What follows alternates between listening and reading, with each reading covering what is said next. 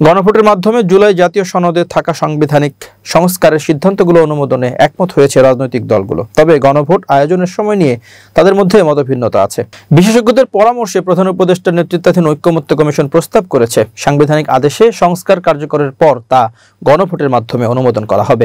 সংসদ নির্বাচনের দিন একই সঙ্গে এই গণভোটেও অনুষ্ঠিত হবে। জুলাই সনদের বাস্তবায়ন পদ্ধতি নির্ধারণের জন্য বুধবার রাজধানীর ফরেন সার্ভিস একাডেমিতে ঐকমত্য কমিশনের সঙ্গে তৃতীয় দফার সংলাপ হয়। সেখানে কমিশন সর্বশেষ এই প্রস্তাব দেয়। এতদিন গণভোটের বিষয়ে আগ্রহ না থাকলেও বিএনপি গণভোটের পক্ষে মত দিয়েছে। তবে তারা চায় সংস্কার বাস্তবায়নের পরবর্তী সংবিধান সংশোধন করা হবে এবং পরে তা গণভোট দিয়ে জনমত যাচাই করা হবে। জামাত ইসলামী সংসদ নির্বাচনের আগে এই গণভোট চায়। এনসিপি গণভোটের বিষয়ে মতামত দেয়নি। তারা সংস্কার বাস্তবায়নে সাংবিধানিক আদেশের পক্ষে।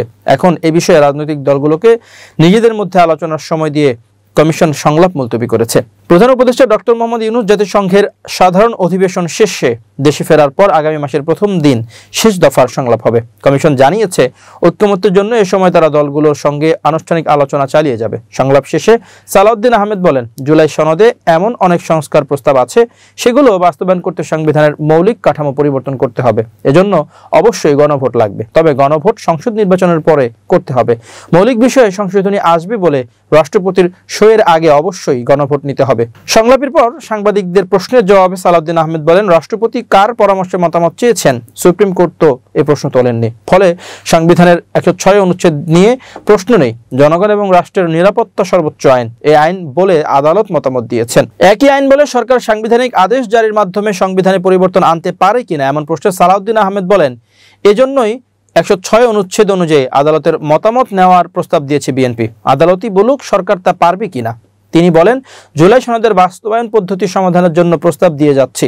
একমত হলে অসাংবিধানিক পদ বন্ধ করা হবে। সনদের জন্য নির্বাচন ঝুলিয়ে রাখলে ফ্যাসিবাদীরা লাভবান হবে। জুলাই ঘোষণাপত্রের 22 ধারায় সাংবিধানিক আদেশের বিরোধিতা করে সালাউদ্দিন আহমেদ বলেন, ঘোষণাপত্রে বলা হয়েছে সবই হবে, হয়েছে নয়। যা হয়নি তার ক্ষমতা বলে কিছু করা যায় না। আলোচনা চলমান থাকা অবস্থায় পিআরের দাবিতে জামাত সহ 7 দলের যুগপৎ আন্দোলনকে স্ববিরোধী বলে আখ্যা দেন সালাউদ্দিন আহমেদ। তিনি বলেন, বিএনপির রাজনৈতিক বক্তব্যের জবাব রাজনৈতিক বক্তব্যই দেবে। গত 5 আগস্ট প্রধান উপদেষ্টা জুলাই ঘোষণাপত্র পাঠ করার পর একে অপূর্ণাঙ্গ বলেছিল জামাত। কার্যকরের সময় উল্লেখ না থাকায় সমালোচনা করেছিল। বিএনপি অভিনন্দন জানিয়েছিল। হামিদুর রহমান আজাদ সংলাপের পর সাংবাদিকদের বলেন, যারা জুলাই ঘোষণাপত্রকে অভিনন্দন জানিয়েছিল তারা এখন ঘোষণাপত্র অনুযায়ী সাংবিধানিক আদেশ জারি মানছে না কেন?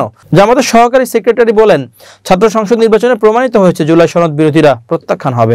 সাংবিধানিক আদেশের মাধ্যমে সংবিধান সংক্রান্ত সংস্কার কার্যকর করে নির্বাচনের আগে গণভোট দিতে হবে। তারপর সংসদ নির্বাচন হবে। গণভোট আয়োজন করতে সর্বোচ্চ 15 দিন লাগবে। নির্বাচনের এখনো 5 মাস বাকি। গণভোটের সংস্কার প্রস্তাব জনগণের অনুমোদন না পেলে কি হবে এমন প্রশ্নে জামাতের আরেক সহকারী সেক্রেটারি জেনারেল রফিকুল ইসলাম খান জানান, জনগণ প্রত্যাখ্যান করলে বিনা প্রশ্নে মেনে নেব। সংবিধানের 106 অনুচ্ছেদ সুপ্রিম কোর্টের মতামত নেওয়ার বিরোধিতা করে জামাত নেতা হামিদুর রহমান বলেন, আদালতকে বিতর্ক মুক্ত রাখতে সংলাপে ঐক্যমত্য হয়েছে। তাহলে রাজনৈতিক বিষয় নিয়ে কেন আদালতে যাব? সংবিধানের 106 অনুচ্ছেদে অন্তর্বর্তী সরকার গঠন ভুল ছিল।